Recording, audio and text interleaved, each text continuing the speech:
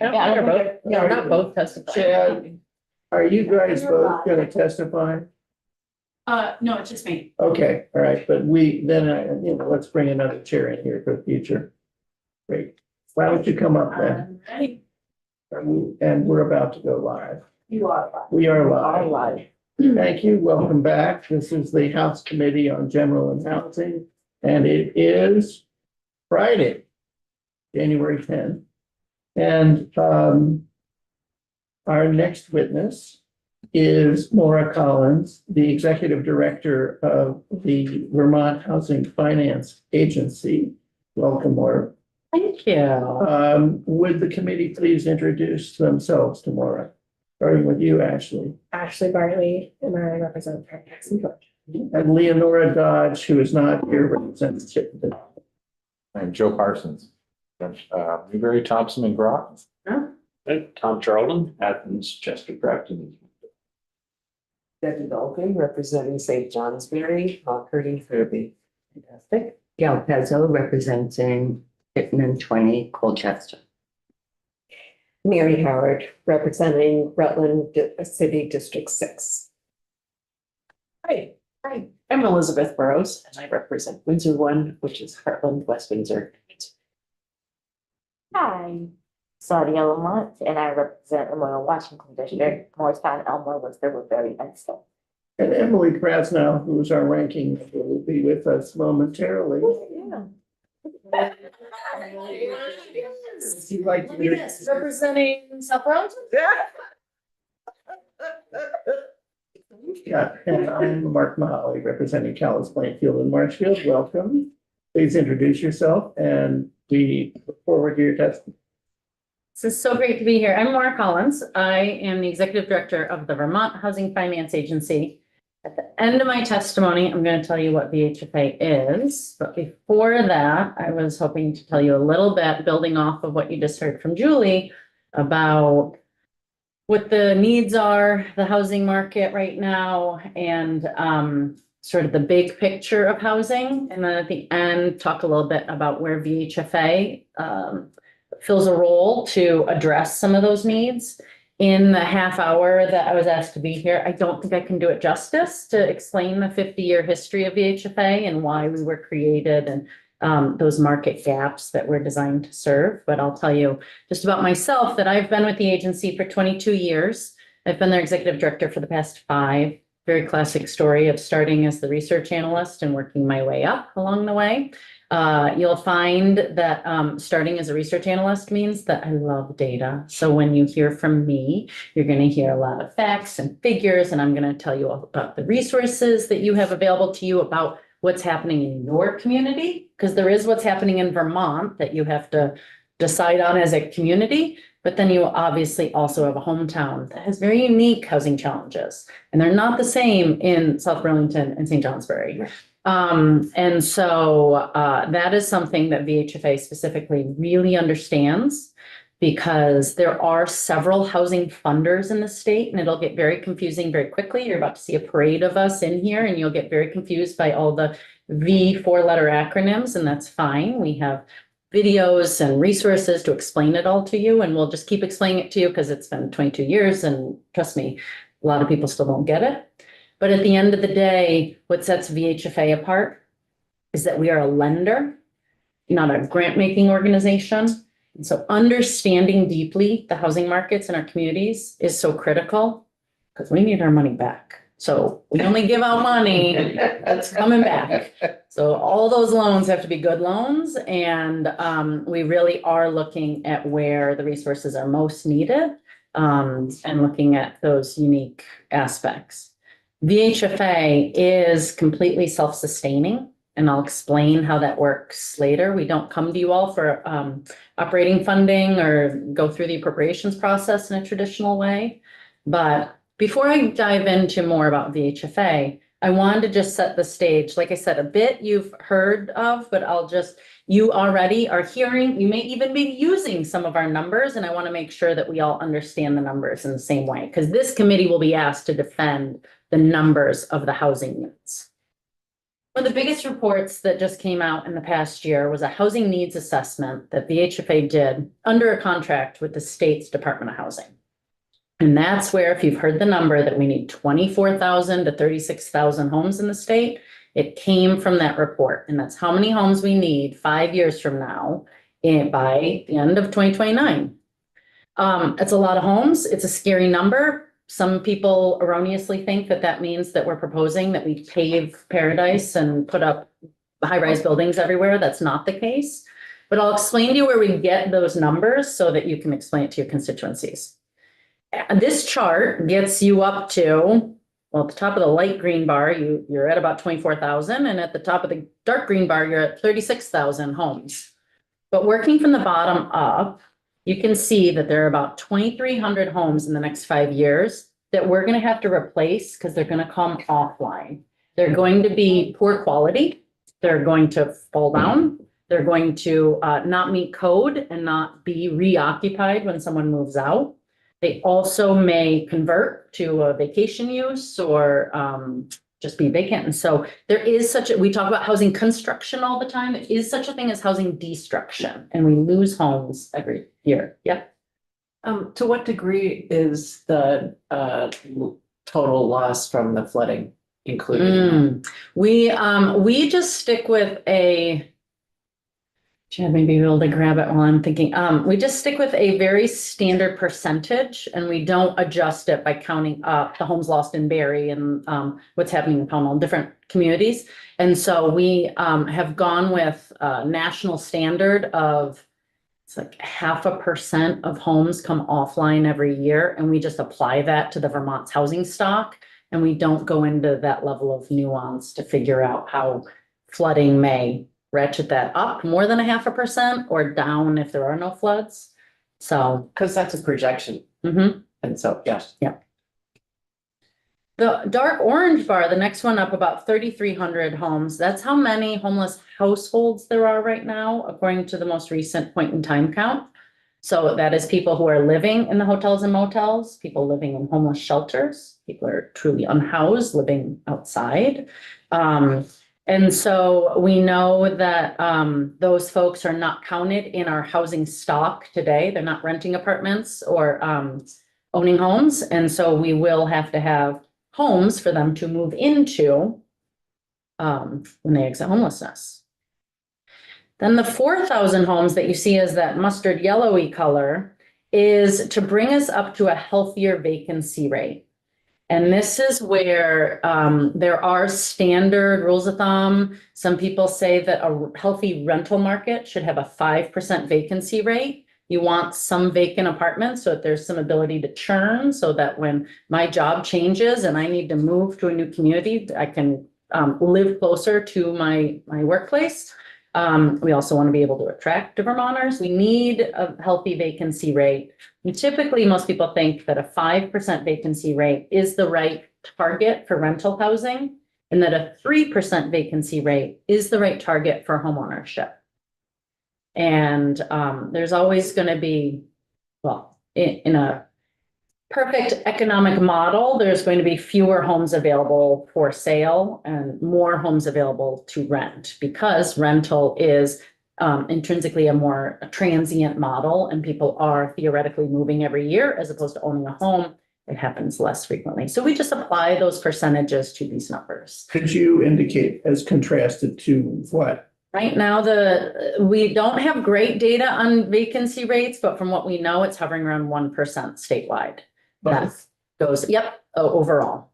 And there are economists out there who would say that actually it would not be healthy for our housing market if we jumped up to 5%, because we've been so low for so long.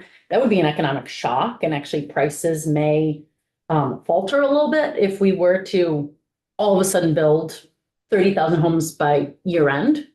But that's not going to happen. The permit data shows it. I can tell you right now that we're not going to have 30,000 homes in the next 12 months online. So there is something about trying to just bring that vacancy rate up to something that's healthier.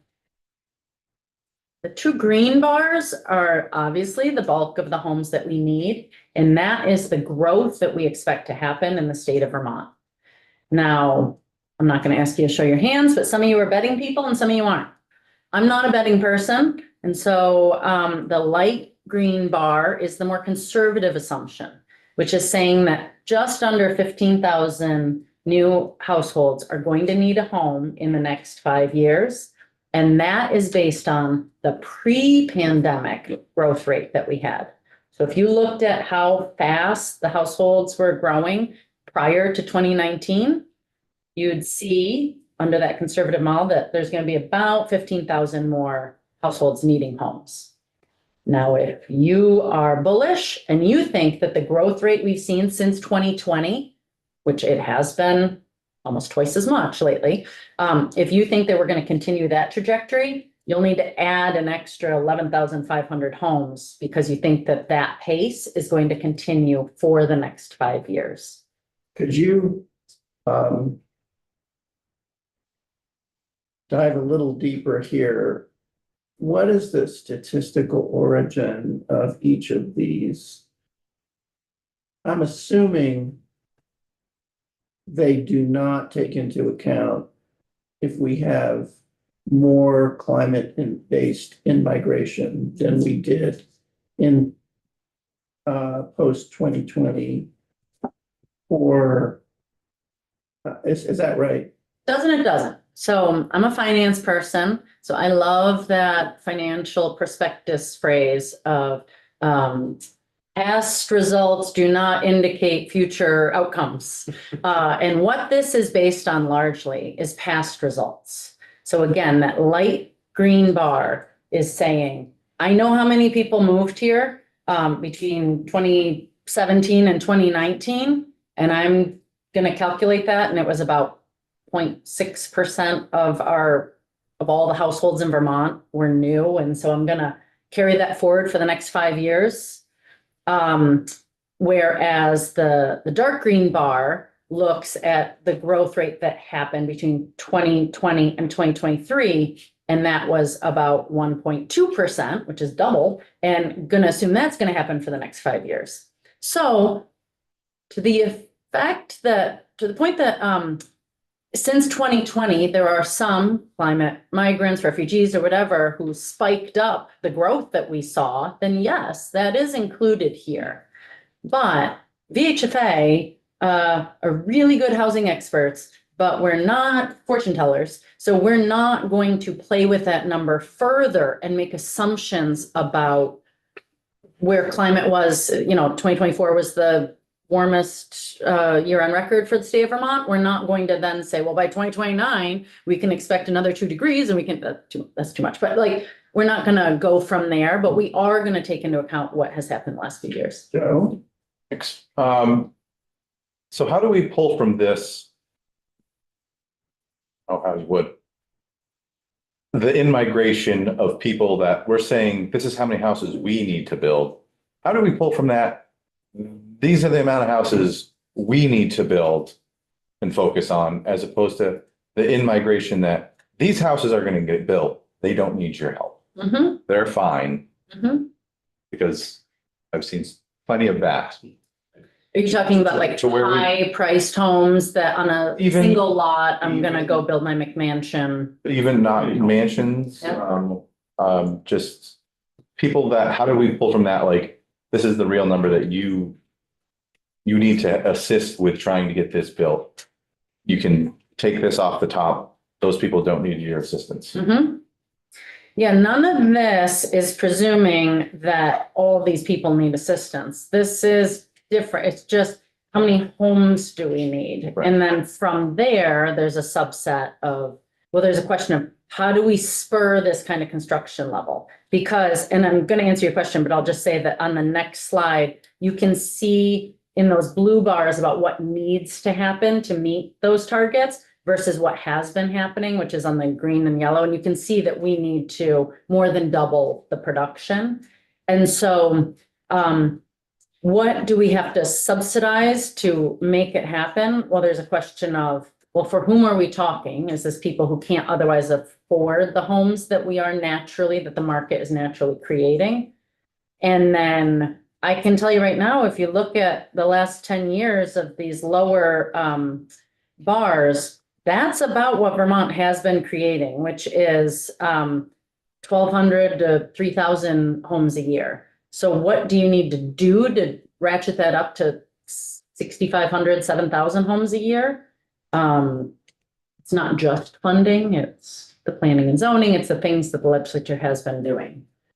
So it's hard to say, I think there's a value judgment in the question of what do we need to do that's gonna happen naturally? You're gonna probably naturally get 2,500 to 3,000 homes a year without doing anything, because that's what's been happening for the past decade. What do we need to do in order to get more? I have a lot of answers to, but we're gonna double the pace. Double the workers. Yes, double the workers, get the density higher, have the permit process and appeals process go faster. We do have to have some subsidies so people can afford it. I mean, again, there's a lot. Yeah, Remember, Things to do. Remember when she made her presentation to the legislature, that fancy presentation when she showed like 10 different, 11. I was listening It in. was all of the, Yeah, Yeah. but Yeah. do you have, to follow on his question, and you don't have to present it now because I think you can be back, but is there data that compares what the cost of what the market produces unassisted versus the cost of what different income deciles can afford? Am I allowed to answer it now? Yes, sure. Stay tuned. Forget which slide, but it's coming up. Okay, good. That's, Yeah. Are there other questions about, I guess one more point I want to make about these needs is when you look at these two green bars, these aren't all out-of-staters coming to Vermont. Okay, this is like maybe some of us here who have kids who are leaving the nest and need their own home. That they're in these numbers because they'd be a new household who, I don't know the situation, but like theoretically are living with their parents and then need to go start their own household. Yeah. So that was my question is what about the homeless people? The numbers seem to match what we need and the amount of homeless. Is that considered growth? And if we have those homes, would that satisfy what the people that are in shelters and homeless? Yeah, and that's a fascinating question. So, I mean, would you count that yellow bar of 4,000 people? I'm sorry, the dark orange bar of 3,300 people as growth? I mean, I wouldn't call that growth to the state of Vermont, but it is growth in the number of homes we need to have places for them to be occupied. Right. Are those homes that we're building meeting the needs of those households? I can tell you no. And that's not just for the homeless. Right. That's for all of us. And this is the point I wanted to make, which is you will continue to hear me awkwardly use the word households and not population. And it drives some people nuts when they notice it because they're like, just say people. It's easier word. But I say households because because it's the shrinking household size that's driving much of this growth. It's Vermonters who are living with fewer and fewer people under one roof. That means we need more and more homes because we are growing the number of people we have. At the same time, we're shrinking how many people are living in a home. So we do have situations of divorce where one family now occupies two homes. I mentioned kids aging out, and so they go and they need to have their own home. We stay single longer in young adulthood and don't partner up until much later. That's multiple households that then come together. But you add all these factors up, Vermont is not unusual. The whole nation is seeing shrinking household sizes. And the problem is that we built all our homes. We built a lot of our homes before 1940. And then we built a ton of homes in the 50s and 60s and 70s. We had a building boom going on post-war nationally and in Vermont. That's where we saw most of our growth. At that time, the household sizes were much larger. They were good Irish Catholic families like mine. And they put a lot of people into small homes, and that has changed. And so the homes we built the for sale homes we built, which is most of the homes we have, single family standalone homes are usually 3 or 4 bedrooms. But where's the growth happening? 1 and 2 person households who do not need 3 or 4 bedrooms. They may say they do, but they don't. Go ahead. Would you suggest that we build more senior housing? I would suggest that we build more small, universally designed, downtown-based, dense housing. Seniors want that. Young people want that. I don't feel a need that we have to place an age restriction on it. I think it's more about the design and the housing type that's more important, because then that home would serve a senior as just as well as it would serve a parent who's pushing a stroller in and needing accessibility modifications and all that. They all want smaller units with some amenities, some connection to their community and things like that. And that's what makes those new buildings so popular, is because that's the market that everyone wants. And there's probably too many big drafty Victorians that need to be weatherized that people see, are expensive to own and operate, with big yards and all that. And we're finding that people want to spend their time differently. But I don't think that's unique to seniors. I think that that actually is people like me and others who wouldn't mind not shoveling so much. Elizabeth, do you have a question? I do. I'm curious about the bright, dark orange line about homelessness, because I'm not convinced that building 3,295 units would solve, it may touch the homeless problem, but affordability is such a huge issue that it's almost like you have to build all 14,712 for the 3,295 to be meaningful, because only with a 14,700, so they're kind of dependent on each other. Absolutely.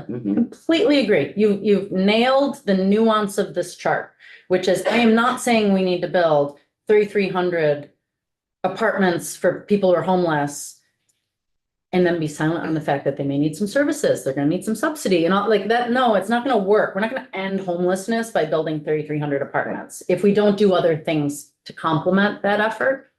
But I also can't ignore that there are 3,300 people out there who are not counted in our housing market right now. So I had to add them in there because otherwise I'm not being accurate when I say how many homes we need. But you're right.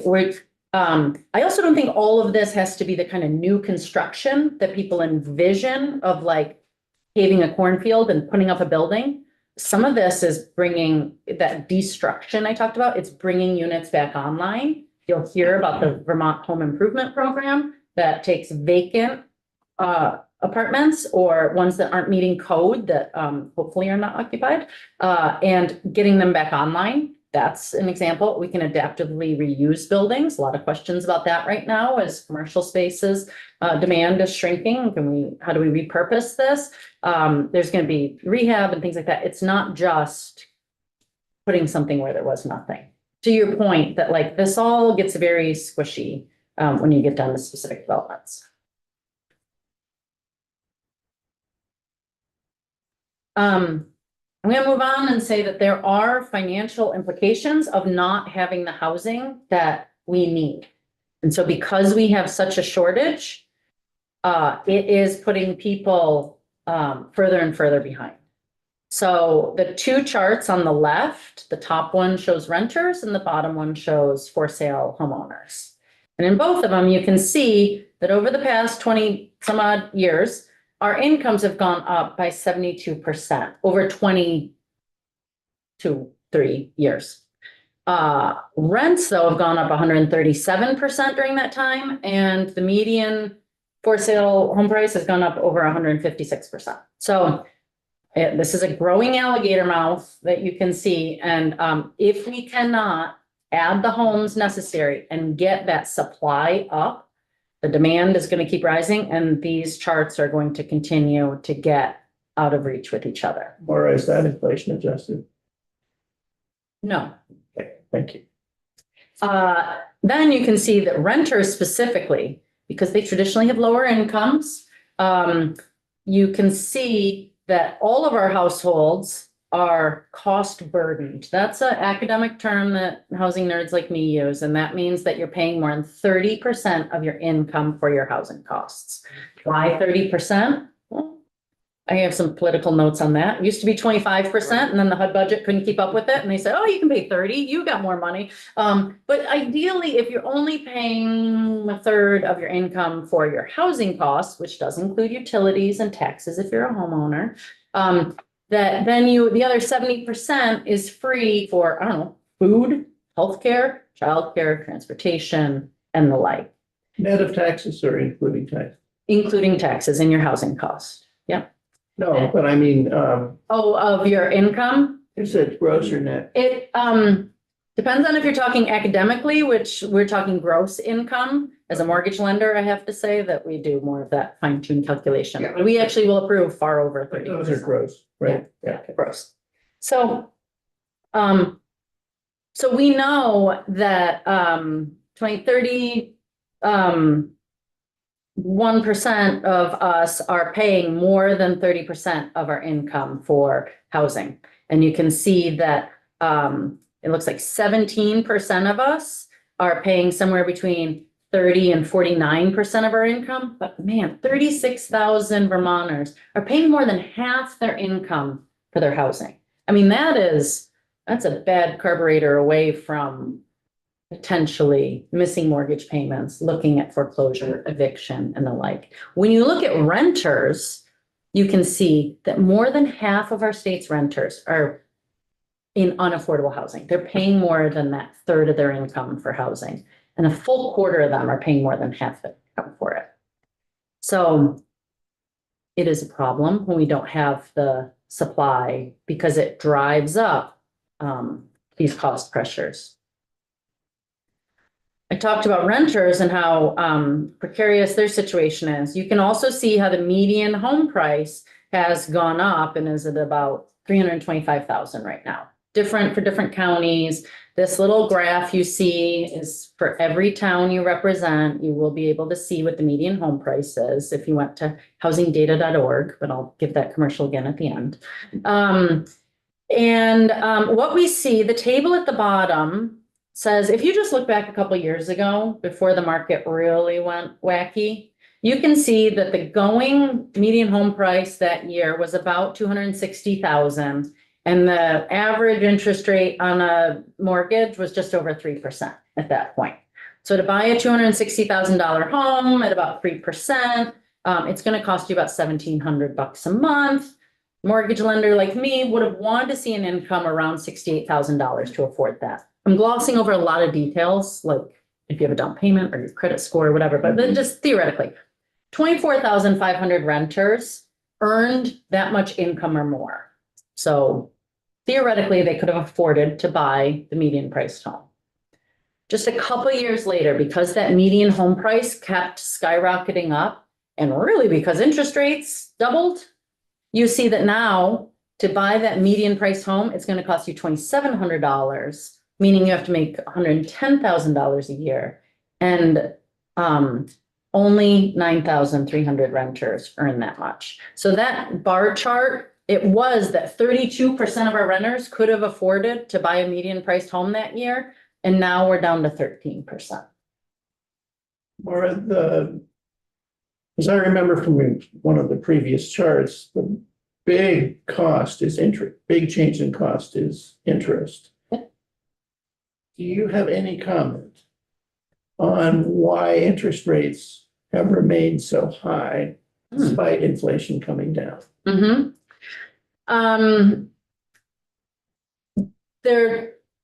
I have some comments. It's my answers are always going to be it's everything. Like there's no silver bullet. I think if there were, you would hear about it in the press, and there's people smarter than I, and they would have pointed to it. I think that there are things such as we had a pretty major election, and I think that that created some uncertainty. I think that some of that uncertainty remains. I think there's questions about, who's in charge of the federal funds rate and what are they going to do in the future. I also know that mortgage rates and the federal funds rate that we all pay attention to do not move in unison. And a lot of this uncertainty and these questions gets priced into mortgage rates far before anyone decides what an overnight rate should be from the feds. So some of this uncertainty is what is keeping interest rates high. There are questions about the health of the US economy and the debt that the nation has. And I mean, it's a lot of things. We still have Freddie and Fannie. These government-sponsored enterprises are a part of our federal government still. They have been for 15 years. At some point, those are going to have to privatize. That's creating some pressure on interest rates. And so it's very multifold, I would say. If I could change it, I would. I'll also say that. Keep that in mind. Yeah, put me in charge, coach. So there are cost pressures, and this gets to your question before about what are costs. The bar chart on the left shows you the information I have at VHFA, which is, I haven't explained this yet, but people apply to us to for us to fund their affordable rental housing. And if we looked at all the applications that we got for one of our bigger programs, you would see that in 2018 and 19, we were hovering at about $300,000 per apartment of what it was going to cost to build that deeply subsidized affordable apartment. That's expensive. That has, Bill, yeah, okay. that has gone up to over $500,000 per apartment in just the last 7-ish years.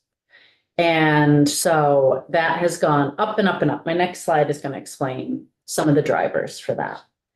Some of those drivers are inflation, are high cost of materials, limited labor force, supply chain interruptions that have made the development process longer. It used to be we'd fund a building and within 12 months it would be occupied, meaning they paid off their construction loan, which has a high interest rate, and they're actually earning money on it. The longer it takes to build a building, the more expensive it is, because I, as a developer, am paying an interest, a construction loan interest rate, and I'm not getting any income in. I have all these carrying costs.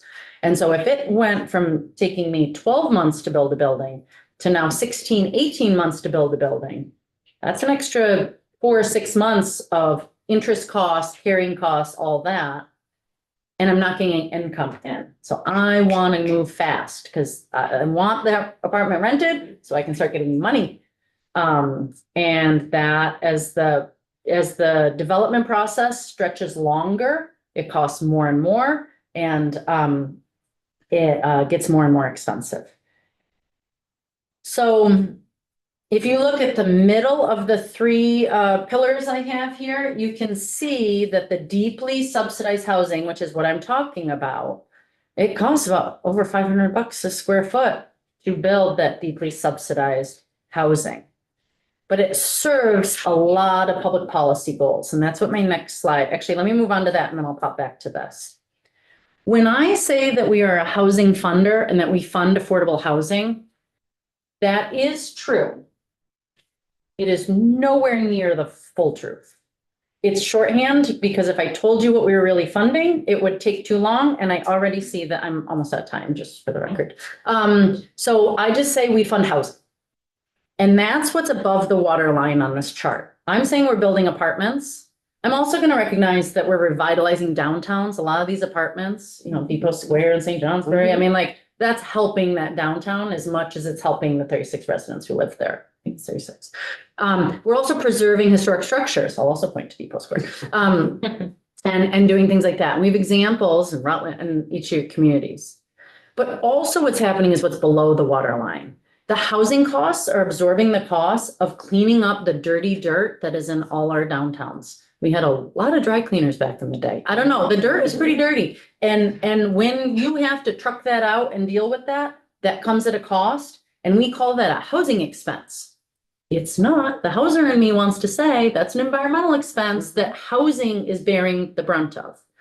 When I'll go to greenhouse gas emissions, when we are helping you all meet your Global Warming Solutions Act goals by having net zero energy buildings and having all electric buildings and doing what's right and highly efficient buildings, we are helping the state lower its greenhouse gas emissions, but it's costing housing more to do that. We do not get nearly as much in Efficiency Vermont rebates as we're spending. We get like 1/10 of the money back in if you buy a heat pump, we can get what, $3,500 or something from Efficiency Vermont. And yet we're putting $30,000, $60,000 a unit of energy related measures into our apartments. We're also a platform for social services, back to the homeless question and all that, like now in the housing budgets, we're paying for social services because the designated agency staffing and the hospitals and all that can't adequately address the high needs, acuity of needs that people have. We're also putting in infrastructure. You're going to hear a lot about infrastructure spending.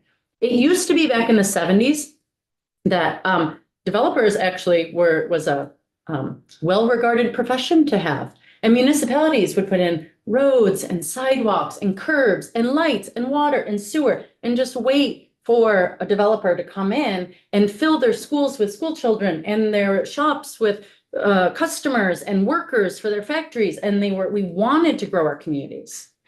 Somewhere along the way, healthcare costs and other things went so high up that municipal budgets got so constrained that those municipalities take a very different look at developers.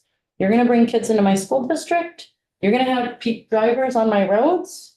You're going to bring more people in where I already have so much to deal with. It's going to cost you. Impact fees.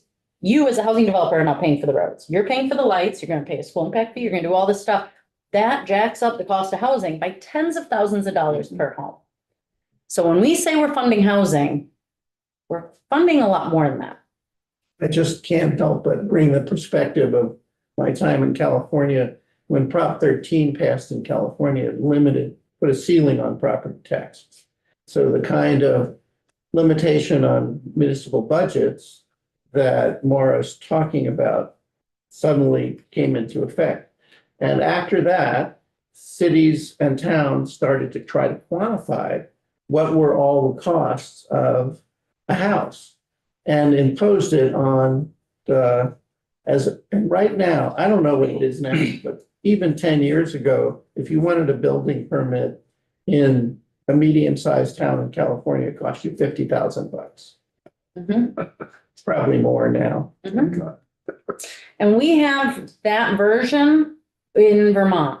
I have heard about different towns, probably shouldn't name them publicly, but this all is public information, where water hookup fees can be 25 cents per treated gallon or $40 per treated gallon. There is a discrepancy. So you wonder why we're not building in some of our communities. It's because of that. So when I say that it's over $500,000 to build this deeply subsidized affordable housing, it's not because people are taking that money and going to Cabo or doing something wrong. They are achieving all these public policy goals. I think the question then also becomes, how much of that can we afford to do? How much other things can we afford to do? And that we need to be doing all the things. We need to be lowering these costs for people who do not get the benefit of this deep subsidy of government affordability so that they can build more homes. And we need to be covering these costs as well. Because I'll just say, we're not going to get here if it's all deeply subsidized. Let me interrupt for just a minute. We, members of the committee, we originally showed on our agenda an 11:45 adjournment time. How do you feel about letting this testimony go on until, let's say, noon? Yes. Is that all right? Yes. And I'm from New York, so I can talk much faster. So I'll just point out to you that on the left of those three pillars, on the right side of my screen, you can see that it is cheaper to subsidize modest homeownership development. It's only $323 per square foot. But we're not getting quite as many public policy benefits out of that. First off, that's a for sale home. It's not available, in perpetuity to future renters. These homes are going to be affordable, but they aren't that home may not be affordable at the same level forever forward. You have a question here. Go Yeah, ahead. I'm sorry. I don't understand the graph on the left, Mhm. the line part. Mhm. Can you, I just, Yeah, that's, been trying to figure it out. it's saying the same thing in two different ways, so I probably should have cut the line out. The line is showing what's the percentage difference from the year before. So let's look at 2019 and 2020. Those two bars look the same, don't they? Yeah. Like there was really no growth in the cost per unit. That's why in 2020, if you look at the percent, that says percent, but the percent change from the previous year, it's essentially 0% change because there was no change in the cost from 2019 to 2020. And then if you look at how it spiked up in 2023, it's saying that we saw a 33% increase in the cost of housing. That's the difference between where we were in 2022, which looks about 375,000 per unit, almost up to 500,000 per unit. That would have been a 33% increase. So it's just a very dramatic line. Yeah, Okay. I'm fine mixing it next time. It's Sorry. good feedback. Personally, I like it, but anyway. There are other more market-based programs like the Vermont Housing Improvement Program and some middle income programs. I'm not here ready to talk about all those programs today, but you will over the next week probably hear about these programs. And these are somewhat more affordable investments on a per square foot basis. But what I want to leave you with is that we need all of these things and that there is a place for it all. You asked the question of what's just a true market rate and how much does that cost? And I tell you, I try so hard to get those numbers from my friends and they don't want to share them with me because it's proprietary information. And I can't get broadly, I can get case studies, but I can't get broadly, what does it cost to build a single family home or a multifamily building that doesn't have any government subsidy in it. The only way we get access to these numbers is because someone's asking us for money. So we have eyes on these pro formas, these budgets. We did do a cost study in 2019. It was a beautiful report that came out about 2 months before the pandemic. So it got completely ignored for the last 5 years, but I'd be happy to come in and talk about it. And we tried hard to ask our private market rate developers, broadly, like, what are you spending to build housing? Because we wanted to compare it to how much it costs to build affordable housing. And we got some information, but not the kind of information that I would want to say, like, this is how much it is. It was more case study of like, well, I talked to this one guy and in this one town, he had this one experience and this is what it was. But then he told me that a year ago was a very different experience. So I get nervous about saying it's the truth in that way. Whereas the affordable properties, I'm getting applications every month. It's constant. I feel good about telling you what our numbers are. Right, as a preview, we will be talking to Peter Tucker in the afternoon, and Peter, who's happened to be sitting in the room, will probably be asking you the same question. Yep. It's on here. And so this is just a recap of what some of these needs are. If you want to read the housing needs assessment, you can hear about the shortage I talked about. I also touched on a little bit that there are some hardest hit households. The lower your income, the more you're going to be pinched by this situation. Quality is an issue. I've referenced that there are programs to help bring units back online, get them up to code. We do have a quality issue with such an old housing stock. And I also touched on briefly the service needs that goes with serving some of our vulnerable Vermonters. I will wrap up and hope that maybe my performance will get me a repeat invite in the future where I can talk about VHFACE programs. But at a very high level, I'll just take a moment to say that we are 50 years old. We are not a part of state government. We're not state employees. But you all, the legislature, did create us in 1974, and you could wipe us off the map if you wanted to. And when you created us, you asked us to support homeownership and mortgages, mostly for first-time homebuyers, because there was a market gap. There was a way that through regular banks and credit unions, the needs of first-time homebuyers and lower-income people were not being met. So I'm going to tell you how we get funded on the next slide. But you allow us to do our magic to serve that population. We have income limits for our programs, purchase price limits, but we have served well over 30,000 Vermonters over those years. We also fund the creation of affordable rental housing. The biggest program that the federal government has for that are these federal tax credits. There also are state tax credits you all have created that are modeled after that federal one, and we administer that program. As much as I say that we don't get appropriations from the legislature for operations, that's true. But in the last couple of years, there was a lot of money for housing going around, and we did see some other market gaps that we identified, and we have been administering a couple boutique programs that were focused on middle income Vermonters, one for rental housing, one for homeownership, as well as a first generation homebuyer grant program. That I'd be happy to talk about what we've done through those programs. I also would be happy to have those programs reopen, because much of what I just mentioned actually has closed down and is no longer available. And lastly, we are known as really the data nerds of the housing world, because back to that idea of investing in data and research. All right, the 30,000 mortgages.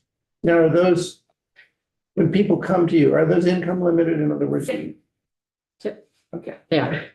You'd go to one of our participating lenders, you'd go to East Ridge Credit Union or a mortgage company or M&T Bank, and you would say, here's my income, here's the kind of house I want to buy. And they would say, oh, you qualify for VHFA. And VHFA can offer a rate that's half a percentage point lower than we can offer. And they offer down payment assistance, which is funded through that state tax credit program. I'll tell you about that another day. But we can give you, $10,000 of down payment assistance. And if your parents didn't own a home and you have not had the benefit of that generational wealth that some households receive some help from their parents, things like that, you may also be eligible for a $15,000 grant for that first generation program. That's funded through the legislature. I'd be happy to talk about another time. But the last slide I want to tell you about is this one, which this isn't great. Listen to me. I don't know that the visual is as good. This is a very easy way. Your guys are gonna gloss over and you're gonna be like, she's talking finance, and but it's really easy to think about. VHFA is about to need some money. We're not gonna come to you and ask for that money. We are about to need $45 million to keep our mortgage programs open. And so this is a very true story. We are right now starting a bond deal where we're about to go out to investors and we're about to ask for $45 million of their money. And we're going to lend out their money. Now, when you all created us 50 years ago, there was a new tool on the block, and it was a tax exempt bond. And we are going to, the way we get that $45 million is we are selling 30-year bonds and getting the investor money for 30 years. Whoever gives us that $45 million, it's thousands of people who give us that $45 million. They are not going to have to pay taxes on their earnings. That's a good thing. If you have a mutual fund or a retirement account or something like that, you're going to want to not pay a ton of taxes. You're going to want some of these tax exempt bonds in your portfolio. So what's going to happen is I'm going to promise those investors that we're going to pay them 5% return for the next 30 years. And they're happy with that. They could get more other places, but they don't have to pay taxes on that 5%. So they're like, okay, I'll take just 5% for my money for the next 30 years. And I have to pay them 5%. I'm going to take that money and I'm going to loan it out to individuals in little $200,000 increments and make these mortgages. And I'm going to charge 6% on those mortgages. Now I'm limited as to that spread. The feds say it can only be just about a point. Okay, so I can't go crazy here. But I am now getting in 6% on that money every month, and I'm only having to pay 5%. And VHFA's operations and everything we do is limited to and lives off that spread, that difference. It says 1.125% here. We're limited as to that 1.125% spread. And that's how we keep the lights on and do the research and build the programs and do all that. Now, there are benefits to the home buyer. If we're charging a 6.125% mortgage rate, that's cheaper than you can get otherwise. So that's a benefit. We also do offer that down payment assistance and other things. So you guys allowed it that our borrowers don't have to pay as much in property transfer tax. There's a lot of little ways that we can lower the cost for our borrowers. But that does mean that our borrowers have to be income limited, and there are some rules. You'll see if you ever looked at my slides, you'd see who we're helping and how we're helping them. our folks are pretty low income, these homes that we're funding. Some of these numbers actually are from last year, so I have to update them, but it doesn't change that much in a given year. And then when I hopefully come back, I'll talk to you about what we do on the development side for rental programs as well. And there is a story behind that disgusting piece of cake, but you'll have to wait until I get invited back. Thank you, Mara, so much. And I know we will be hearing from you or your people from your agency again in the near future. And I should have started by pointing out Chad Simmons, my colleague over here, who you will be hearing from, and he's in the building most days. Sorry to interrupt you, Representative, but Chad is with VHFA and can always answer questions and get the right information to you for anything. And so I imagine there's more questions for Maura Collins, and we'll have an opportunity to answer them. So we will reconvene at 2 precisely for testimony this afternoon.